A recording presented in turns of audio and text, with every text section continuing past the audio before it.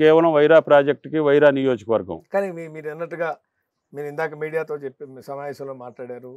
మీరు కొద్దిగా గొప్ప ఇష్టపడేవాళ్ళు, మీరు అభిమానించేవాళ్ళు, వాళ్ళు కూడా మిమ్మల్ని మీడియా ముఖంగా మిమ్మల్ని టార్గెట్ చేయడానికి ఏమైనా ప్రత్యేక కారణాలు ఏమైనా ఉన్నాయా? నాకు తెలిసి ఆయనకు ఉంటుందని నేను అనుకోను, కానీ ఆయన ప్రేరేపించిన వ్యక్తులు కొంతమంది ఉండొచ్చు. అది వాళ్ళ ట్రాప్లో ఆయన పడి ఉండొచ్చు. పడ్డా కానీ ఆయనకి నేను ఒకప్పుడు స్నేహం చేసిన వాళ్ళని తప్పు పట్టడం, ఇంకో రకంగా ఆపాదించడం నా లక్ష్యం కాదు, నా లక్షణం కూడా కాదు.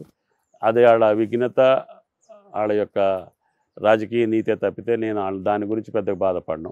ఇంకా పట్టుదలతోటి పనిచేసే అవకాశం ఇచ్చారని మాత్రం నేను చెప్పుకోగలుగుతాను. కానీ వ్యవసాయ శాఖ మంత్రిగా మీరు బాధ్యతలు, ఎందుకంటే వ్యవసాయ రంగంలో అనుభవం ఉంది, స్వయంగా వ్యవసాయదారులు మీరు, వ్యవసాయం అన్నా రైతులన్నా చాలా అమితమైనటువంటి ఇష్టం ఉంది. కానీ ఆ వ్యవసాయ శాఖ మంత్రిగా తుమ్మల నాగేశ్వరరావు ఫెయిల్ అయ్యాడు. ఈ 8 విధ్వంసం జరిగింది. ఫెయిల్ అవ్వటం అంటే చిన్న పదం నా దృష్టిలో. తుమ్మల నాగేశ్వరరావు గారు వ్యవసాయ శాఖ మంత్రిగా ఉండి తెలంగాణ రాష్ట్రంలో విధ్వంసం జరిగింది వ్యవసాయ రంగం, నిజం కదా? ఇది మాజీ మంత్రి కేటీఆర్ గారు చాలా బలంగా చెప్పినటువంటి.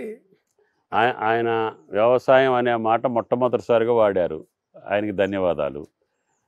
అయితే మేము అధికారంలోకి వచ్చింది డిసెంబర్లో. మొదటి పంట ఎప్పుడు వేస్తారు సీని గారు? జూన్లో వేస్తారు, తొలకరలో. ఆ పంటకి నీళ్ళు ఇవ్వాల. రెండో పంట ఎప్పుడు వేస్తారు? నవంబర్లో. నీళ్ళు ఇవ్వాల. కారణం ఏంటంటే సాగర్కి నీళ్లు రాలా, కేవలం మంచినీళ్ళే ఇస్తామని ఆ రోజు చెప్పారు. మేము డిసెంబర్లో వచ్చిన తర్వాత పంటలేసే కాలం ఉందా? లేదు. అయినా సరే బోర్ల కింద, చెరువుల్లో ఎక్కడన్నా నీళ్ళు ఇస్తే, ఎస్ఆర్ఎస్పీలు ఎక్కడన్నా నీళ్లు తీస్తే ఆ పంటలన్నీ వేపించి వాటికి నీళ్లు సర్దుబాటు చేసి కరెంటు రోజుకి 50 కోట్ల రూపాయలతోటి కరెంటు కొని ఆ కరెంటు నిరంతరంగా ఇచ్చి 30 లక్షల ఇరిగేషన్ బోర్వెల్స్ కింద రెండో పంట పండించి తద్వారా రైతాంగాన్ని నిలిపి వాళ్ళు ఎగ్గొట్టినటువంటి రైతు బంధు ఓఆర్ఆర్ అమ్మి తాకట్టు పెట్టో ప్రతి బజార్కి అమ్మేసి 7,000 కోట్లే ఇచ్చారు.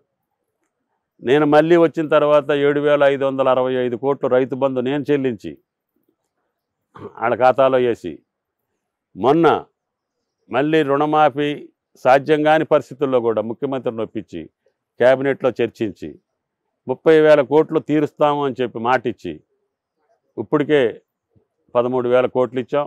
రేపు మళ్ళీ ఒక 6,000 కోట్లు